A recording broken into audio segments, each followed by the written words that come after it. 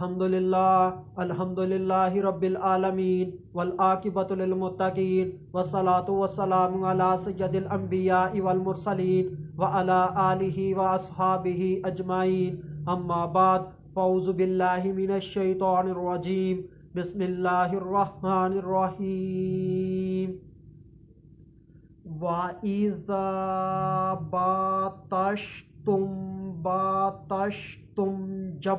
जब्बारीन सदक़ल्लाहुल अज़ीम इन्नल्लाहा व मलाइकतहु युसल्लूना अलन नबी या अय्युहल्लज़ीना आमनू सल्लु अलैहि व सल्लिमू तस्लीमा अल्लाहुम्मा सल्लि अला सय्यिदिना व मौलाना मुहम्मदिन व बारिक व सल्लिम व सल्लु अलैहि अस्सलातु वस्सलामु अलैका या सय्यदी या रसूलल्लाह अस्सलातु वस्सलामु अलैका या सय्यदी या हबीबल्लाह अस्सलातु वस्सलामु अलैका या सय्यदी या मुहम्मदुर रसूलुल्लाह सल्लल्लाहु अलैहि व आलिहि वसल्लम।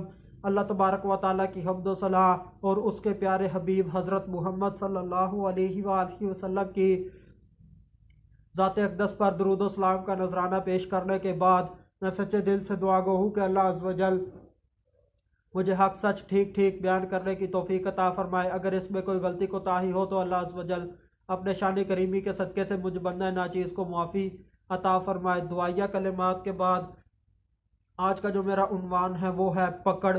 खुतबा के अंदर तलावत की गई आयत करीमा सूरह शुअरा आयत नंबर 130 पारा नंबर 19 तर्जुमा। और जब किसी पर गिरफ्त करते हो तो बड़ी बेदर्दी से गिरफ्त करते हो।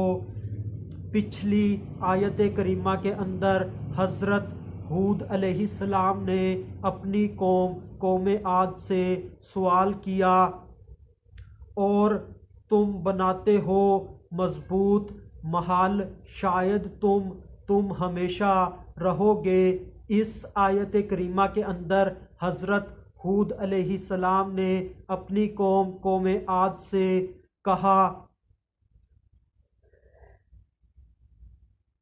और जब तुम पकड़ करते हो तुम बड़ी बेदर्दी से।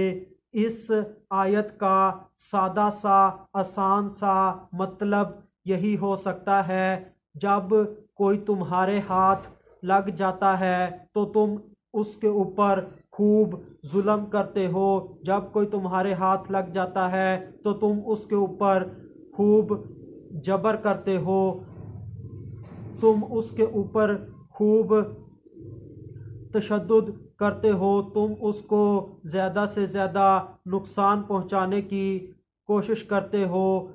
उसके ऊपर जुल्म करने में कोई कसर नहीं छोड़ते। तुम किसी की मजबूरी का नाजायज़ फ़ायदा उठाते हो। तुम्हारे पास कोई मोहताज होकर आ जाए सही, कोई ज़रूरतमंद बनकर आ जाए सही, किसी को तुमसे कोई काम पड़ जाए सही तो तुम उसकी नाकों की लकीरें निकलवाते हो, तुम उसको नाकों चने चुभवाते हो। किसी की मजबूरी का तुम नाजायज़ फ़ायदा उठाते हो। कमज़ोरों के ऊपर तुम जुल्म करते हो।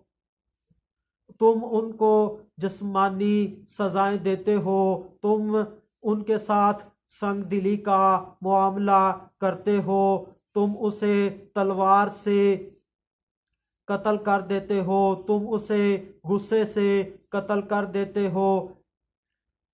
तुम जालिम हो, ये काम नाहक करते हो और तुम ये काम गुस्से से करते हो। किसी से कोई लग़ज़िश हो जाए सही तो तुम्हारे यहाँ कोई मुआफ़ी का नाम नहीं, तुम उसकी बहुत सख्त पकड़ करते हो और तुम्हें बहुत गुस्सा आ जाता है, तुम उससे बुरे जुमले कहते हो। इससे भी तुम्हारा गुस्सा नहीं उतरता तो तुम उसे हाथों से मारते हो। इससे भी तुम्हारा गुस्सा नहीं उतरता फिर तुम उसे पैरों से मारते हो।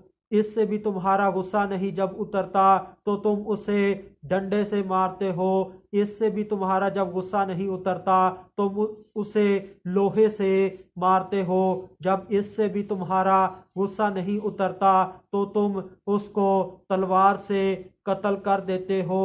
ऐसे मारना ये काबिले मुजम्मत है, और अगर हक की सरबुलंदी के लिए ऐसे किसी को मारा जाए तो ये जायज़ और बेहतर है। आज हमारा हाल भी कुछ इस तरह का हो गया कि किसी गरीब से मामूली सी भी कोई गलती हो जाए तो उसको भरपूर सज़ा दी जाती है, और सज़ा देने में कोई कसर नहीं छोड़ी जाती। अगर कोई अमीर आदमी हो तो उससे कोई गलती हो जाए तो हर किसी की फुल कोशिश होती है कि ये आदमी बच जाए, इसको सज़ा ना हो। उस आदमी की मिनटों में जेल से ज़मानत भी हो जाती है, और कोर्ट भी ऐसे आदमी को बरी कर देती है, और वो अगले ही चंद दिनों के अंदर माशरे के अंदर फिरता हुआ नज़र आता है। हमारे माशरे में भी ऐसा ही होता है, और हम किसी की मजबूरी का खूब फ़ायदा उठाते हैं। कोई ज़रूरतमंद बन जाए सही, किसी को ज़रूरत पड़ जाए सही, किसी को पैसे चाहिए हों तो उसे कहते हैं चल भाग जा। अगर वो ना जाए तो उसको बुरे जुमले कहते हैं।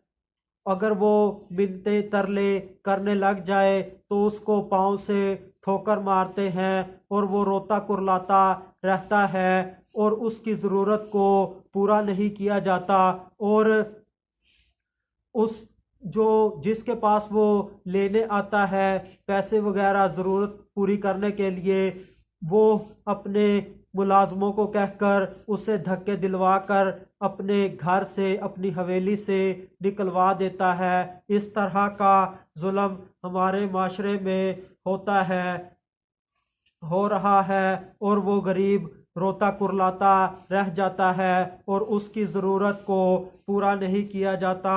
किसी की ज़रूरत का, किसी की मजबूरी का हम खूब फ़ायदा उठाते हैं। मिसाल के तौर पर किसी का वालिद बीमार है और उसने अपने वालिद का इलाज करवाना है, और वो मोटरसाइकिल बेच रहा है अपने वालिद के इलाज के लिए, तो हमारी फुल कोशिश होती है कि हम इससे बाइक सस्ती से सस्ती ले लें, क्योंकि ये मजबूर है। हम कोशिश करते हैं कि कम से कम हम पैसे दें, हम तो खुद जालिम हो गए।